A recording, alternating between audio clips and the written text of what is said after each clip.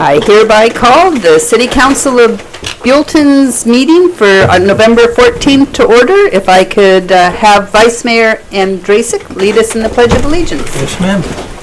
Hand over your heart. I pledge allegiance to the flag of the United States of America and to the republic for which it stands, one nation, under God, indivisible, with liberty and justice for all. Alrighty. Roll call, Linda. Okay. Councilmember King. Here. Councilmember Mercado. Here. Councilmember Sanchez. Here. Vice Mayor Andrusik. Here. And Mayor Sierra. Here. Thank you. We have no reordering of the agenda today. Okay. We move on to public comments. This is our audience's opportunity to step up and talk about anything that they'd like to talk about. I have one speaker slip. Stacy Thompson. Hello. Good evening. Thank you so much. I want to start by saying how much I appreciate the council approving the funding for the Day of the Dead project. It was a success. We had a great time and a really good response from people who attended, even people who just heard about it and didn't attend. They were sorry to have missed it and hoping that we'll do it again. So it was 3 Saturdays of workshops. There were about 10 workshops that happened that related to grief and healthy coping strategies for, dealing with grief. And that included art and music and meditation, yoga. And dance. It was really special. Then there were 2 evenings of celebration at night in the garden as well. And we had a face painter and tamales and music. And Pastor Chris Brown came on the first evening to sort of give opening remarks and speak about his own experience with losing his mom. And so it was just really poignant. People were sharing their stories and bringing pictures to add to the altar. And it was a really nice time. And Councilman Sanchez was there, and it was good to see you. Thank you. And thank you, Really Mayor good Sierra, job. for coming to the first workshop. I was out of town cool. the last 2 days. I really was hoping to get back in time. That's okay. Yeah, it's a busy time. It was a good turnout, though. Yes, it was. We had over 100 people, I would say, attended, the workshops and the evening. Good. Yeah, and we came in right on budget, and everything went well. The takeaways, I believe, were, it'll just be nice to have more lead time for promotion and that kind of thing. We really had just a matter of a couple weeks or so to get the word out. And people helping people got on board with us. They heard about the project and wanted to be part of it, so they helped with drinks, and they helped with setup, and they were at the both evening events, and it was nice to have help, and they want to collaborate in planning and stuff for next year. Next year will be even better. I hope so, yes. First year, you sure, go ahead. Stacy, do you have copies of these like at the rec center? Because I think they'd be good framed. Oh, yeah, that would be At the nice to rec get center. some framed. So. That's a good idea. Well, thank you very much Looks for like being about our 10 first, looks like for about our 10. first arts and culture project. And I'm really glad that it was so well received. You sure put a lot of work into it. So thank you very much. Thank you for your support. Thank you. Thank you. Puck, it's your turn. Step right up. Just in time. Bottom of the first. I just wanted to say how much we appreciated all of the efforts of Stacy and her group. It was extremely well organized. We've had a lot of comments from the public who have come back to the garden, when we were working, and just mentioned how much they loved the event. And I think this is the kind of collaboration and bringing arts and culture into the garden that when we first started we never expected, but we literally had to change our mission statement after about the first 2 years of the garden, because we realized that the garden was not just a place where people would go, oh, that's a Quercus agrifolia, isn't that interesting? It's really become a cultural resource for the community, and I think, honestly, we had nothing to do with that. I think nature did that, but the ideas and energy that Stacy went to school with my daughter. So new generations are coming in and bringing new energy and insight into our community, and I just want to say how appreciative we were with this whole experience. It was nothing but a really well done event. It was the perfect location. Thank you. Thank you very much. Thank you. I don't have any other public comments. Okay, coming back to council, we're moving on with our consent calendar. We have the minutes of October 24, 2019, regular city council meeting. Thank you for coming. List of claims to be approved, ratified for payment to date for fiscal year 2019-20. Thank you. The monthly treasurer's report, October 31, 2019. Financial report for first quarter ending September 30th, 2019. Acceptance and filing of Stormwater Management Program, the SWMP Annual Report for fiscal year 2018-19, and acceptance of the 2018-2019 Road Maintenance Project. Move for approval. Approval of 1 through, well. Well, go ahead, second, sorry. 1 through 6. I'll second it. Did you want to pull one off, Ed? Sorry. Will you pull one off? No. Oh, okay, yeah. Move for Moving for approval. approval of 1 through 6. Okay, Councilmember King. Aye. Vice Mayor Andrusik. Aye. Councilmember Mercado. Aye. Councilmember Sanchez. Aye. And Mayor Sierra. Aye, thank you. Thank you, Dave. No presentations tonight, no public hearings tonight. Council member comments/items. Councilmember King? No, ma'am. I'm good. No? John? Yeah, I just wanted to say we had our second arts and culture meeting, which went well, and it's a nice, diverse group, and everybody has worked together. We had chosen a chairman and a co-chairman, and our chairman and co-chairman is Peggy Barton and Stacy, which I don't know if you were going to talk about that. Okay, well, then I'm in the right place to mention Read it. about it. Anyway, it all went well, and when it was a good meeting. And, anyway, I just wanted to mention that. Okay. Vice Mayor, any comments or items? No, ma'am, just keep your furnace clear. Getting cold. Getting cold? So, I have two. I wanted to announce, Tuesday we had a meeting here in Chambers about Highway 154 safety, and the Valley has decided to have a forum December 16th from 6 to 8 at the Veterans Hall in Solvang. We're working on providing food and childcare so that commuters can come when they get off work. It was really informative, the CHP and Caltrans and everything that they have done and that they are planning on doing, the money that's been spent, and we want to address concerns from residents after the latest tragedy. So that's on December 16th. And I would like, when we come back with our next financial adjustments, to perhaps look at putting something in the CIP for studying the idea of mediums on 246 or safety features on 246. I don't think we have anything in the budget for that. So when we do financial adjustments, maybe to look at that. Is that in any of the bidding wars with the state? No, it's one of the long-term larger projects, but it's not identified in this year's biannual budget. Okay. Okay. Okay. All righty. Moving on then to written communications.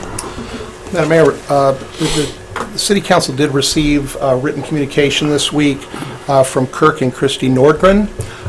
The letter has been delivered to each of the council members, and it will be placed in the City Council's record for this evening. Terrific. Thank you. Committee reports. Any committees meeting? Arts and Culture met? Any other groups? I did go to a homeless meeting, Oh, thank you. and it was pretty enlightening. It was about grants and money from the state and things mostly, and there was plenty of people there that wanted to jump on and get in the program. And I don't think it's anything that we're going to jump in and fight for any funding for in the near future. But it was interesting. Okay. Or homeless shelter kind of thing. It was more of a big town kind of thing. So it was We're very fortunate. yeah. We're very fortunate. I had a green team meeting today, and we talked, oh my gosh, what is it? Is it Friday is National Recycling Month, or Day? Recycling Day. So we spent a lot of time talking about recycling and where different items could go, since some of them don't get recycled in our own trash. We talked about the open streets, and we want to have a kind of like an Earth Festival on Buellton's part at the open streets next year. We discussed the model resolution supporting balanced energy solutions and maintaining local control of energy solutions. You had brought that up, Vice Mayor. Yes. The green team, actually, this is the second time it came up. It came up once before, a ways back. And it was just one topic, and then the one I handed out last was other forms of transit also, not just trucking. To include everything, yeah. The green team discussed it, and what we came, a consensus was that we did not want to get involved with it at this point, that the fuels, it just seemed a little political, and we don't want to get politics in the way of energy. We understand the need for fuel, fossil fuel, and other types of gas. But the green team, of course, is trying to work towards greener alternatives. And although that's mentioned in there, it just seemed to the consensus to be a little bit political. So the recommendation from the green team is to not move on it. But it's totally something that can come back to council. I mean, green team has no say-so. So if it's something you feel adamantly about, then it can come back as a council agenda item. But the green team, boy, it was a big debate, and there were just some items in there that didn't seem quite right. So we've always been proactive in energy sources to the betterment of our community price-wise. And all that does is causes it to run at a higher rate once it ever does come. And one of the big sad stories was the Chevron refinery. Very safe, still very wonderful. It's just sitting there. I don't disagree. Like a statue. Do not disagree with you. The green team just thought at this time, with all the alternatives that are coming up, that it would be smart. It's kind of like we discussed the Monterey Bay energy issue, and we've decided that the thing to do right now, there's problems that they're having too. So Is theirs nuclear? it's not nuclear. They're using some type of energy, though, that's not, Irma could, or Andrea could. They've had a lot of service issues, and sometimes I believe Buellton is really smart to just sit back a little bit and watch what goes on before we jump in feet first. Cheaper alternative could show up. That was the response from the green team today. The other one I want to bring up is, yeah, I know, I was trying to, cash for grass. We want to change that on the green team. As you know, we've had a couple issues with people who have jumped in and done this. And one of the requirements for cash for grass is that they have to have grass to turn into a nice yard. And a lot of our yards in town don't have grass. They're like, They want the cash without the grass. First So- you gotta so- plant the grass and then tear it up. we are working on, our planning department is very involved in trying to figure out how to present it so that people don't have to spend money watering their mud to get some grass to sprout up. So it kind of ruins the whole idea of cash for grass. So we're working on a remodel of that idea. So that was the green team. Thank you. All righty. Everybody's done with their committee reports. We move on to business items. Ordinance number 19-03, an ordinance of the City Council of the City of Buellton, California, considering revisions to Title 19 zoning of the Buellton Municipal Code 19-ZOA-01 relating to accessory dwelling units, amending sections 1902-110, 1904-142, 1912-020, 1916-010, 1916-014, 1916-020, deleting title and text of section 1906.180 and replacing with new title, accessory dwelling units, and text. This is the second reading. Irma's here. Did you want to, our staff contact is Irma Tucker. We went through this at the last meeting. This is a second reading. Does anybody have any questions? Does the audience have any questions? Nope.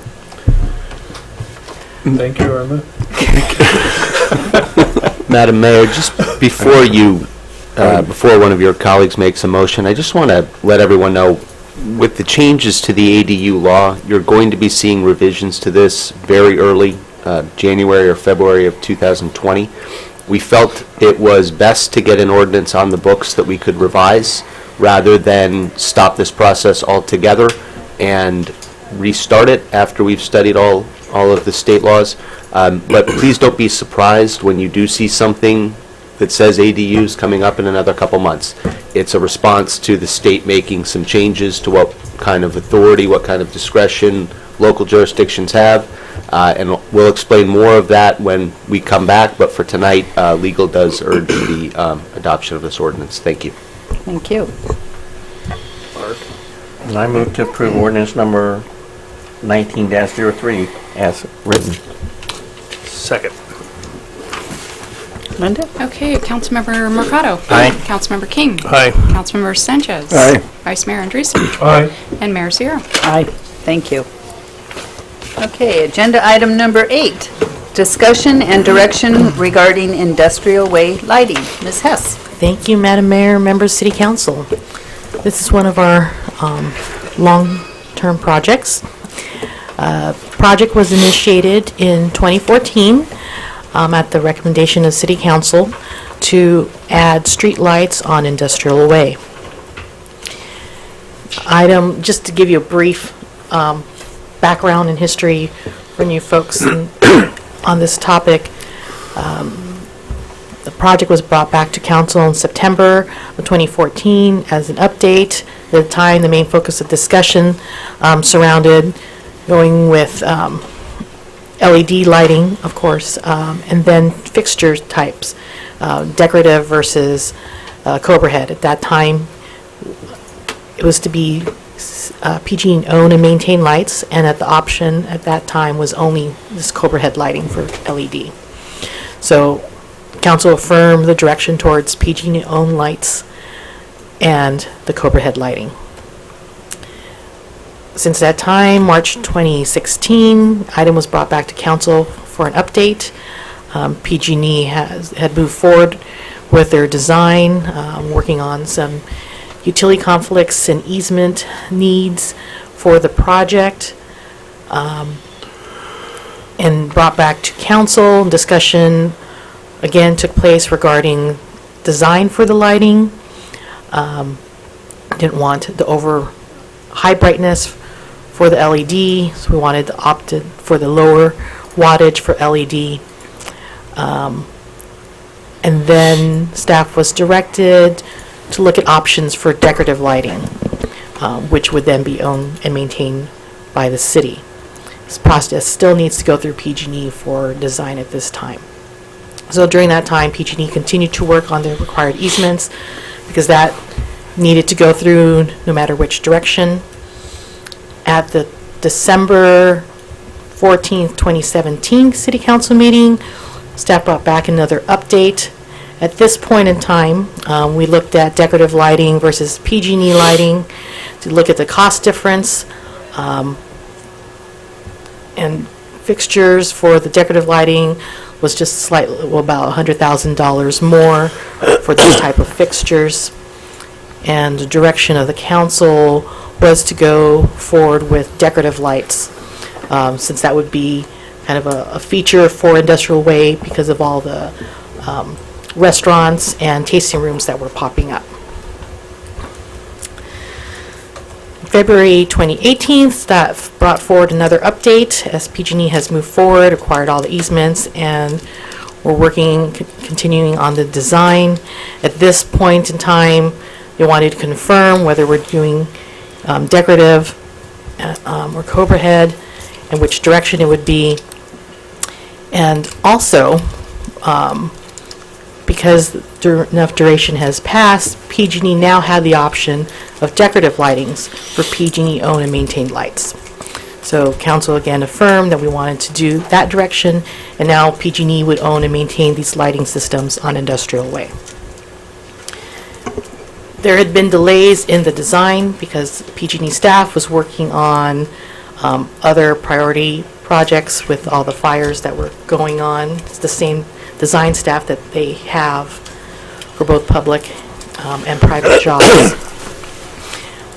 And most recently this year, PG&E had completed the design and given staff the updated cost estimate for all the work that would need to be done on PG&E side as well as the public side for a total project cost estimate of $707,000. So as you're aware, that is a bit more than what we have budgeted for construction. To move forward with this project, we do have the civil design portion of this project just about complete. PG&E would also draw up a contract because the portion of the PG&E work is estimated to be $360,000, and that would need to be paid to them upfront before moving forward on this. So that's what we're bringing an update to you at this point in time. In order to move forward, PG&E is aware that we have budgeted the construction portion of this project unaware of their timing on the design phase for next fiscal year. So that is not in this year's budget. If council wants to move forward with it, you've got a couple of options. You could amend the project budget this year, bring forward the monies, and then we'd need to do a budget adjustment as well,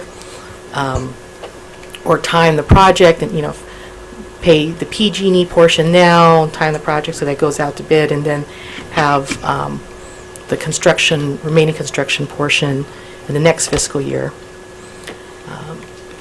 or any combination that you would like to see at this point. Councilmember Andrusek in the previous meeting had brought up the subject of doing a lighting district. So we did put that attachment in here and what the FAQs as far as what the lighting district would entail as an option that we can look at as well. That timing, going that route would require a longer time because we'd have to go through, it's basically the whole Prop 218 process with notifications, doing the assessments and so on. So at this point in time, from what we have budgeted, there would need to be an adjustment of approximately $350,000 additional to the project in order for it to move forward. So with that, I have available to answer any questions you may have. Terrific. First, we'll start with the questions. Does anybody have any questions for Rose? I do. How much have we spent so far on this? Well, it's like city funds, and did PG&E, has PG&E charged us for their work? No, that portion is included in this $360,000 dollars in there. I don't have the breakdown readily available to see exactly how much that costs. But as far as our engineering time, I think we might have spent, let's see. I can look for that and get back to you on that. Okay. Okay. More questions? Just a comment or a question maybe for Questions, sure. is, do you see, say we go the route of creating a lighting district, I don't know if we still have our old lighting, we used to have a lighting district, but I think it got rolled into city, but BCSD had a lighting district. Yeah, there isn't any existing lighting districts that I'm aware of. Okay, and it probably got dissolved when cityhood came. But I just thought it would be nice to have a place card for it if it's not a tremendous expense, because there could be federal programs that help communities with districts versus, because there's kind of slush funds in a lot of cities and the lighting never gets done and money gets spent. So I would encourage us to at least maybe get a report or to discuss Costs and how the just steps. to discuss if other municipalities have found benefit in having the lighting district being able to, there've been several grants that have been issued if you had the structure to receive it, so it's earmarked for lighting, public safety, all kind of tabs can be put on. Councilman Mercado, King, any questions? No? I do have one, and I guess this is to everybody. We had 5 or 6 different lights that we were looking at one of our previous meetings.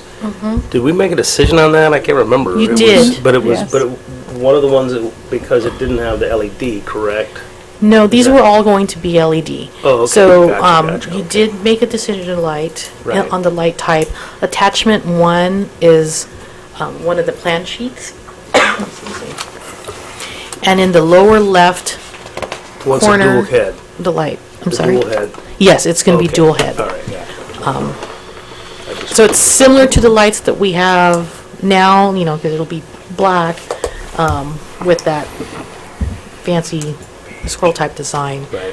But still different enough from the city-owned decorative lights 150. that we can easily identify them. Yeah. Yeah, 134. Yeah, that's what we decided on at a previous council meeting, correct? Yes. Okay. 134. All right. All right. I'm good. Okay, so I'd open it up to the audience, but There isn't one. I think I'll bring it back to council for comment, direction. I'd like to see us move forward with an option of solar lighting, and because the cost of engineering and the cost of construction and the cost of right-of-ways and the cost of license fee and grants and everything else for what we're planning on throwing $750,000 to light a street. You can get dead-end street. a dead-end street, which would be fine, but when we had talked about going in this direction before, I think it was just a mention, but Art and I went, when we were at the in Long Beach, we went and talked to some people that are doing it, and there's companies that come out and do it, and they engineer it. We don't have to have an engineer go tell us where the light, they tell you what the height is, what the lumens are, what the distance is, and you could literally just get somebody come in and put a post in the ground and put a light on it instead of all the right-of-way and all that. The cost for an industrial way is a good investment, but I think it would be a good investment to be a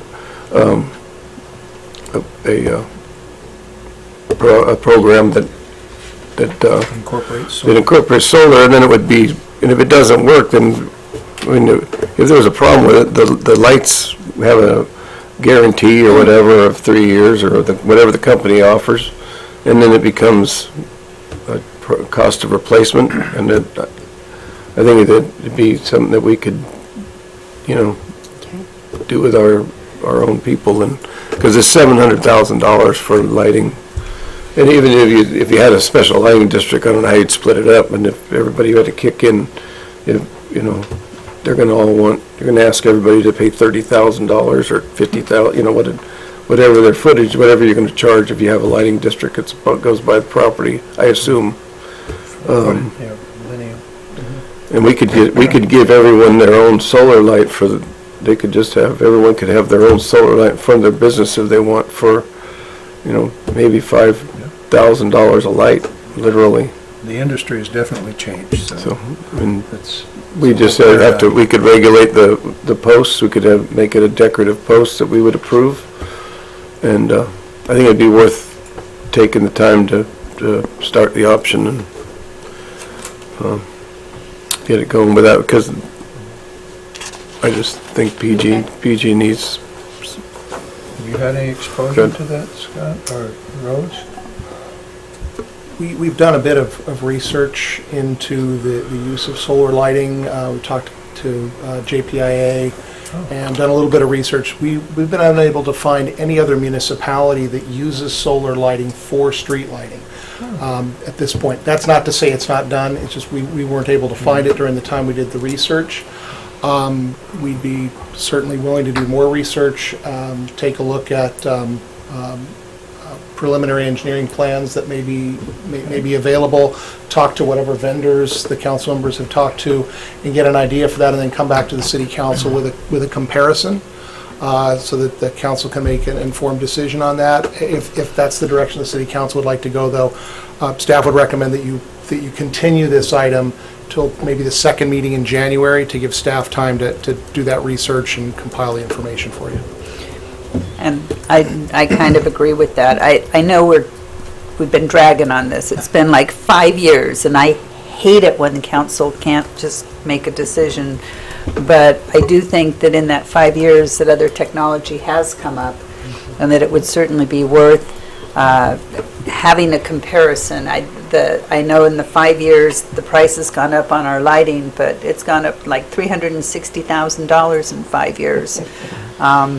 So I'm hoping that if you're willing to put this off until January, maybe the first meeting in February, when we can devote a lot of time to this, we could come up with a decision.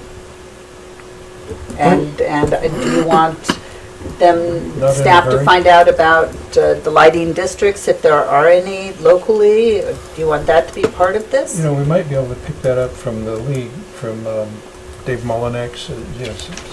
He's dealing with many more municipalities. Someone may have a streamlined plan for us. Yeah, I've dealt with some districts, lighting districts in the past and landscaping districts. That's something we can look into. And then the league is certainly a great opportunity or great resource for investigating grant funding or something similar. But the district formation itself is I think fairly straightforward, and we just have to look at it and see what the individual burden for each property owner would be. Yeah. That really is going to determine whether or not it's viable, because you hold an election based on the property owners there. So. Well, this all started with Industrial Way. And we were just going to put some lights. We had no lights, and then we had, I think, 3, and now we might be up to 5. But and the comment I've gotten from the 2 or 3 people who have read the packet has been that the cost has gotten so high that now they're saying, go back to Cobra. I mean, save $100,000 if you can save $100,000. It's industrial, for pity's sakes. But there's nothing industrial down there. But everybody's yeah. So does that work? Does that work for you guys? And like John and I, we actually spent about 25 minutes talking to this guy. And did you get we do have some we have information. Good. The thing is too, you also got to look at the cost. I mean, there's got to be some engineering. Sure. Facts that, I mean, it's still going to cost us money one way or another. Just hopefully it's not going to cost us $700,000. I think today's technology, it gives us the opportunity to experiment and see if this works. And then if we have some other issues in town, maybe this will be something that we can facilitate later on. On 2nd Street, we've talked about some. We're getting a wonderful reputation for being a green city. So, it just gives us a few more options. We have a green street. We have a green street too, yes. So, whatever information you can bring back to us, I think would be helpful. I talked to Randy about the one because he had that light on the flagpole, because he just when we had no power up there, he went ahead and set his own light up. And we had an option, I told him to bring a couple lights out and put them on the street and just see what they look like. And that doesn't put him any in the front or anything, but just kind of to help us along, make a decision. He had that light that was sitting out here, but there's also a couple of flagpoles that we could possibly facilitate, just as whatever, get the height. I don't know what the height's going to be, 14 feet, whatever the height's supposed to be. Depends on the I don't know what the lumens of the light and the spread. right. Okay. But the people that sell those have their own engineers, and they can tell. They'll come out and tell us in their proposition to sell the lights. They'll find somebody to tell you need a light every 100 feet or 50 feet or how far the light will shine and that kind of stuff. So if we go to January, February, that should give you enough time, you and Rose, to, I think that should be enough time. We can bring this back. then we need to make a decision. All righty. That works? Thank you. Agenda item number 9, resolution number 19-21, a resolution of the City Council of the City of Buellton, California, for the purpose of budget amendments from operational changes related to fiscal year 2019-20 through the first quarter ending September 30th, 2019. Ms. Zamora. Madam Mayor and City Council members, tonight before you are proposed budget amendments for the fiscal year 19-20 budget. Some of the proposed amendments have already been authorized by City Council at prior City Council meetings and will be formalized into the budget. I have summarized the proposed changes and their effects on the budget on attachment 1 of the resolution. There are several funds that are proposed to be amended. The proposed amendments to the general funds total $137,925 increase in appropriations, and those appropriations will be offset with $137,925 in revenue. Some of the appropriation increases in the general fund include a $36,804 appropriation increase to the City Manager Department. The increase reflects salaries and benefits as stated on the City Manager Contract Agreement the City Council approved on June 13, 2019. Then the next department is the non-departmental department. An $18,000 appropriation increase is necessary. $6,000 was previously authorized by City Council on July 25, 2019 to provide funding to the Central Coast Film Society. Staff is proposing an additional $12,000 to reflect the increase in retiree health as a result of recent retirees. When we adopted the budget, we anticipate an additional 2 employees retiring, so that has increased the cost of retiree health. And then a $2,136 appropriation increase is necessary in the Public Safety Department for the purchase of a wireless helmet communication kit for the city's motor deputy. And then for the Recreation Department, a $50,000 appropriation increase is proposed as authorized by the City Council on August 8, 2019 to fund the Arts and Culture Committee.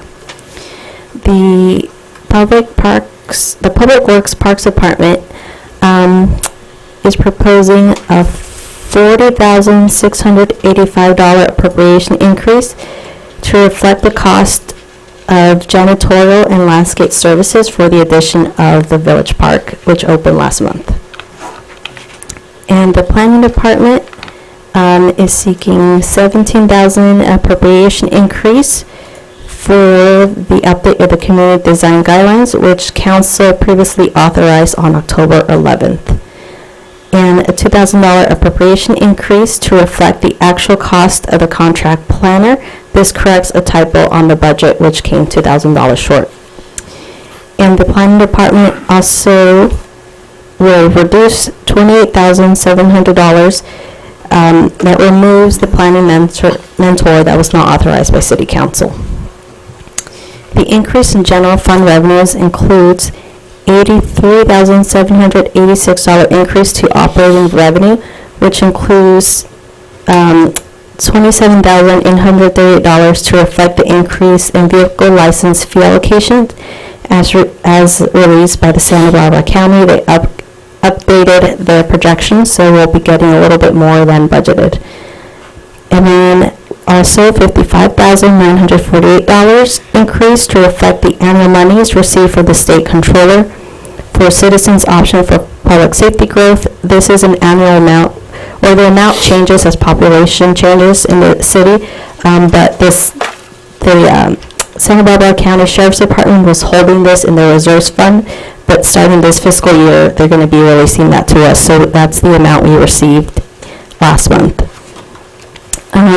And then to cover the remaining appropriations, $54,139 will be necessary to be pulled from reserves to cover those appropriations. And the wastewater and water capital funds, a $175,000 appropriation increase is needed for both funds. For the sewer line replacement capital project requires an additional $175,000 for design that was previously not budgeted.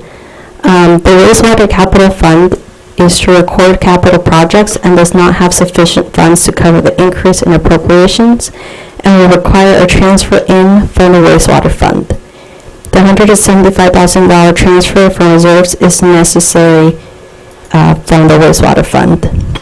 So that's why you see it double on the attachment, because it's just an in and out to one fund to another, and the wastewater capital transfers it over to the capital project fund. So it's just a movement of money. And then the proposed amendments to the local transportation fund totals $50,000 in appropriations that will be offset with $50,000 from reserves. The North Park and Ride project will require an increase in appropriations in the amount of $50,000 to address additional Caltrans comments. And the proposed amendments to the Measure A fund totals $100,000 in appropriations that will be offset with $100,000 from reserves. The additional $100,000 is necessary to cover the actual cost of a 2018-19 road maintenance project. City Council accepted the construction bid on June 27, 2019, which was $100,000 higher than the budgeted amount. The proposed capital improvement project amendments total $325,000, which includes the $175,000 increase to the sewer line replacement project. The funding will come from the wastewater capital fund, $50,000 for North Park and Ride, and the funding will come from the local transportation fund, and the $100,000 for the 2018-19 road maintenance project that will be coming from Measure A.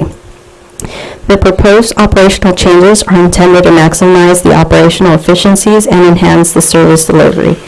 The overall impact to the budget remains balanced and that's to zero. Staff recommends that the City Council consider adoption resolution number 19-21, and if City Council has any questions, I can answer them at this time. Councilman, questions, comments? Yeah, please.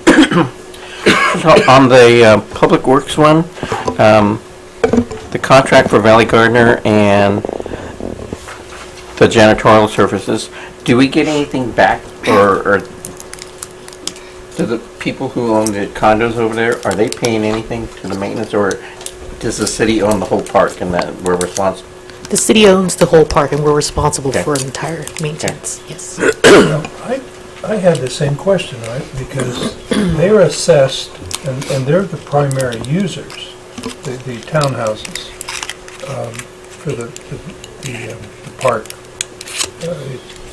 We've been involved in projects where we get an assessment for parks that cities, municipalities pay for, but they need to have, something put back in it. And I just think, I had the same antenna went up $40,000.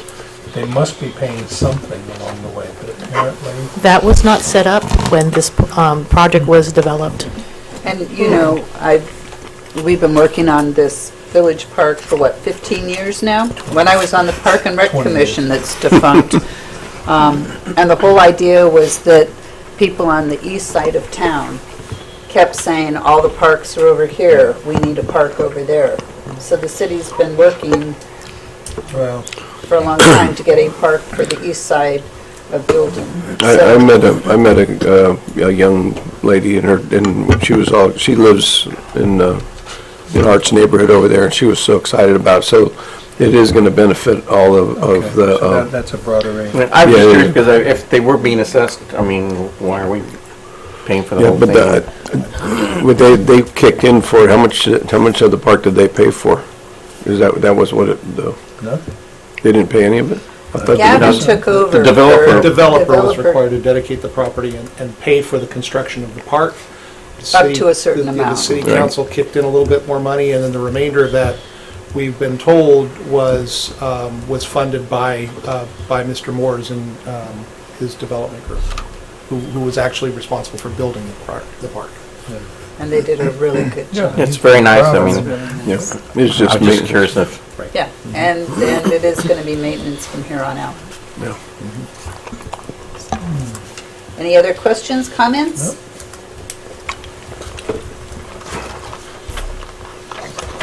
then I'd move to approve resolution number 19-21, as stated. I'll second it. All righty. Linda? Okay, Councilmember Mercado. Aye. Vice Mayor Andrusik. All right. Councilmember King. Aye. Councilmember Sanchez. Aye. And Mayor Seer. Aye. Thank you. City Manager's Report. What you got for us? Not much tonight, Madam Mayor, just a couple of little items. First of all, I just want to give some thanks to our Public Works Department staff. Once again, they have reached out and done some outreach in the community, this time with the sixth graders at Hanada Middle School, who, as a group, or several groups, toured our water and wastewater treatment plants over the past week.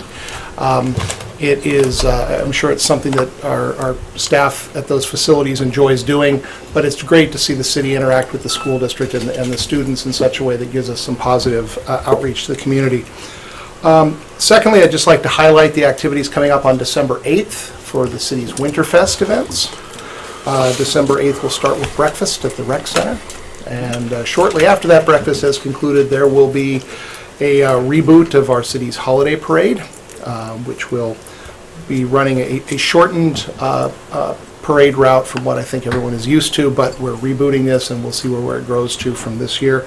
After that, at I believe 4:30, we'll have the Winterfest events beginning, including the snow in Village Park, and that festivity will begin with the park dedication ceremony right at 4:30. So that again is Sunday, December 8th, and any questions on that, information can be found at City Hall. Thank you very much for putting the parade back on our agenda, and Linda for working on the dedication plaque, and Yeah.